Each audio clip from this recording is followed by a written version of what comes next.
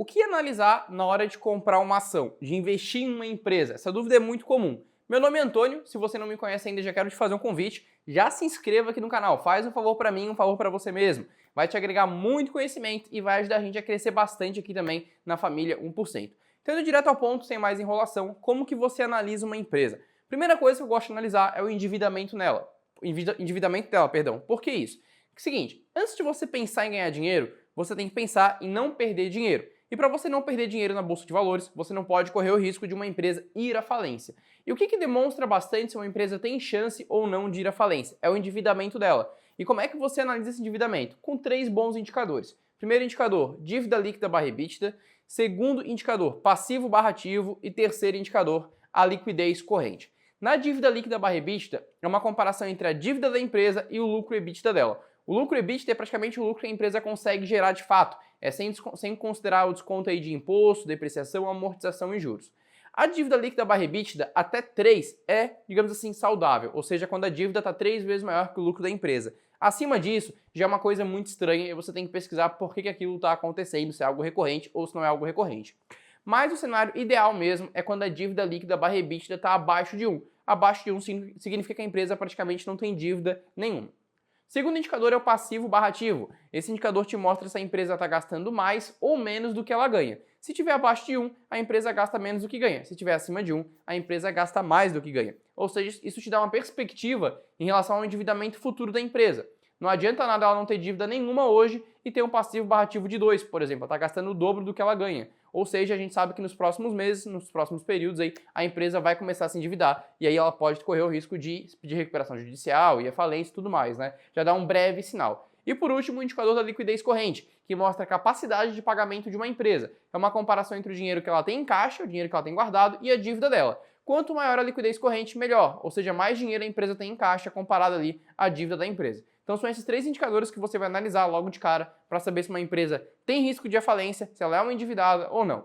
Segunda coisa que você vai analisar numa empresa são as margens de lucro, principalmente a margem líquida de lucro. O que isso demonstra? Quanto que uma empresa está lucrando de acordo com o que ela vende. Se você pegar, por exemplo, a Ambev tem uma margem líquida em torno de 15%, ou seja, a cada R$100 que ela vende, R$15 entra de lucro para o bolso dos sócios. Quanto maior a margem de lucro, melhor, mais lucrativa é a empresa. Então aqui você consegue ver a lucratividade de uma empresa.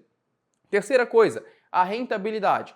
A rentabilidade você analisa através do ROI e do ROIC. Ali você consegue ver quanto que a empresa está rendendo comparado ao valor investido nela. O ROI é uma comparação entre o lucro da empresa e o patrimônio líquido. E o ROIC é uma comparação entre o lucro da empresa e o patrimônio total investido.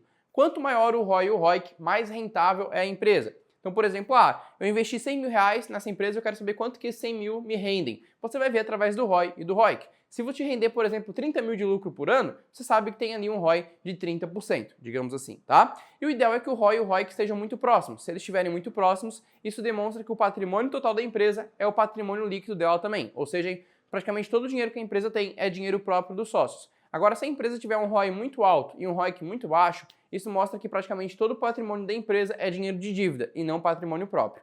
Então o ideal é que o ROI e o ROIC estejam muito altos, mas também muito próximos. Então aqui você consegue analisar a rentabilidade de uma empresa.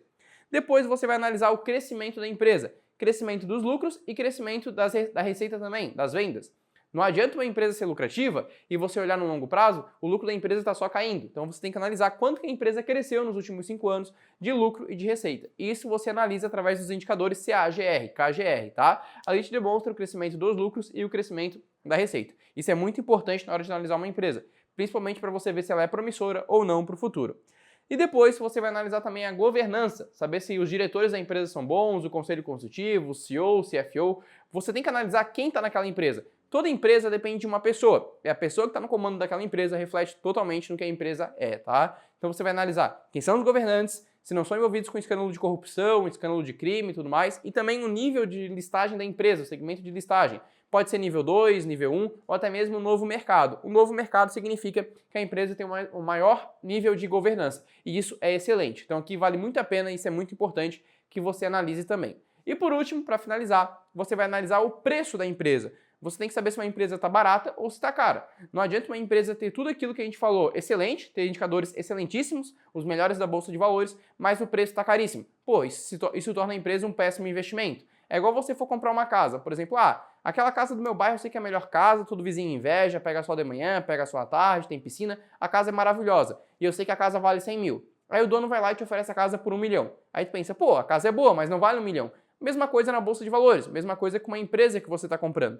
Não é porque é uma empresa excelente que você vai estar disposto a pagar o preço que for. Você tem que comprar a empresa por um preço atrativo também. E aqui tem algumas formas de você medir isso. Primeira forma é através do PL, você vê se o PL da empresa está atrativo ou não. O que é o PL? É uma comparação entre o preço e o lucro da empresa. Quantas vezes a empresa está sendo negociada vezes o lucro dela? Um PL legal, até no máximo 15, 20 no máximo. Se você pegar, por exemplo, a Magazine Luiza, a Magazine Luiza tem um PL de 500. Ou seja, a empresa está sendo negociada 500 vezes o lucro dela. O que isso significa? Que se você comprar hoje a ação, demoraria em torno de 500 anos para você recuperar o seu investimento. Então, quanto menor o PL, melhor. E a segunda forma mais exata é você fazer o valuation através do fluxo de caixa descontado. Isso te mostra de forma exata o preço justo da ação. O ideal é que você sempre compre abaixo do preço justo.